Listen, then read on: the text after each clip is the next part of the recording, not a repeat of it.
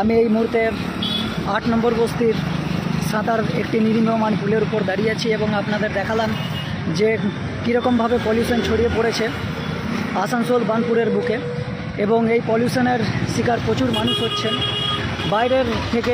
বাইরের রাজ্য থেকে এসে পরে এখানে চাকরি করবে এবং আসানসোল বার্নপুরের মানুষ এই পলিউশনের শিকার হবে, এরকম তো হয় না। এবং এর জন্য না রাজ্য সরকার না কেন্দ্রীয় সরকার কোনো সরকারি এর জন্য কোনো পদক্ষেপ ওঠাচ্ছে না। এবং আশা করব পরবর্তীকালে যে পলিউশনটাকে আটকানোর জন্য একটি ব্যবস্থা করা হোক এবং এখানকার লোকাল বাসিন্দাদের চাকরির ব্যবস্থা করা হোক। এই দিকে আকাশটি দেখতে পাচ্ছেন নীল এবং এই দিকের আকাশটি দেখতে পাচ্ছেন কিভাবে পলিউশন ছড়াচ্ছে।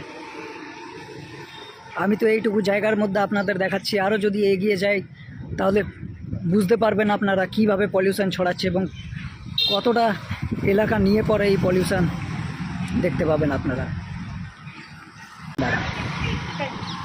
আমি এই মুহূর্তে 8 নম্বর বস্তিতে রয়েছি এবং 8 নম্বর বস্তির এই দৃশ্য আপনাদের দেখাচ্ছি। দেখতে পাচ্ছেন এই 8 নম্বর বস্তির এই নির্মীয়মান পুল।